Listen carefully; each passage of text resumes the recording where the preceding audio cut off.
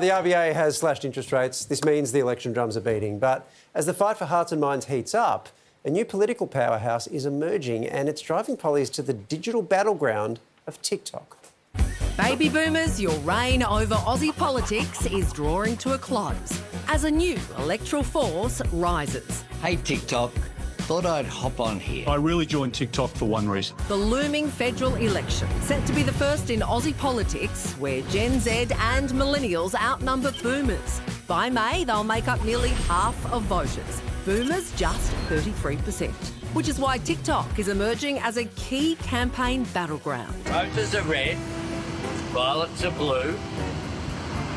It's Valentine's Day, and we love blue-collar workers. More than 8.5 million Aussies are on the app, and for nearly 2/3 of Gen Z, social media is their go-to for news. Politicians adapting both the means of the communication and the way they're communicating. Just put the fries in the bag, little bro. Those opposite are not like us. They're not like us. These results did not fall out of a coconut tree. I probably should say something that is or isn't demure. Okay, ready? Who reached out first? Who dresses the best? So who is winning the TikTok wars? New analysis by the ABC has found, on average play per video, the Liberals are ahead of Labor with more than double the views, even though Labor has been on TikTok longer. Authorised A. Hurst, Liberal Party, Canberra. Dutton ahead of the PM with 100,000 more average views per video last month. If you want to be a super popular character, then become a movie star. Elsewhere on social media, the battle is tighter. On Instagram, Albo outperforms Dutton, but the Liberals have the edge over Labor. The PM is clinging on to the lead on Facebook, the most popular platform for the 65s and older. There you go. So exciting! So, as our leaders double down on their digital charm offensive, who will win young hearts and minds? Hi there, PM here. Peter Dutton. Peter Dutton. Peter Dutton. Peter Dutton. Peter Dutton. Peter Dutton. Peter Dutton. Well, when she's not hanging around our pollies, she's busy building her own TikTok empire. Nice to see you, Amy Romakis.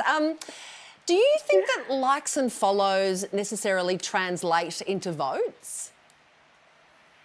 Not necessarily. It definitely translates into cringe moments, but I think what our politicians are trying to do is basically get young people interested and motivated about their democracy. And the best way to do that, as you guys have already pointed out, is through social media, because people are not picking up newspapers, they're not turning on the radio, they're not looking at news websites, they're getting it from social media. But there's another element to it which is not often talked about, which is the data that politicians and political parties like to gather from social media. And they find it a lot easier to find out what people are actually talking about instantly on social media than any other type of platform. Right. Well, Amy, how do the party's social media styles differ, given that's the case?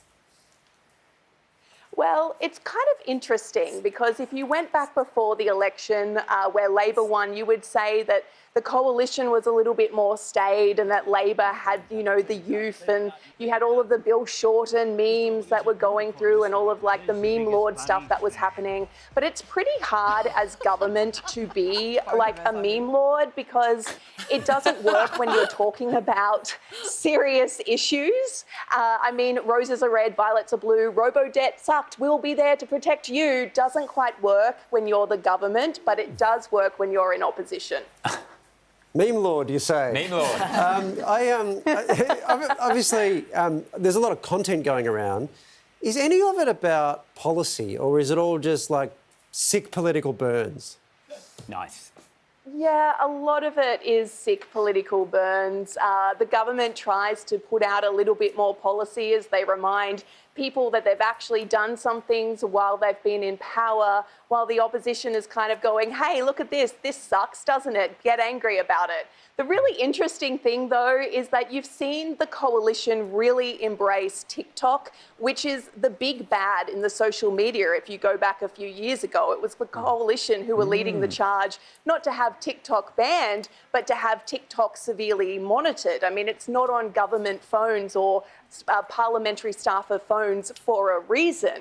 But I think that also points to the fact that younger voters tend to skew a little bit more progressive, and Labor is hoping that when they get to the polls that they'll still vote for a more progressive government, where the Liberals have to do a little bit more work to try and get younger people engaged. Politicians ruin everything, don't they? Amy, thanks for your time.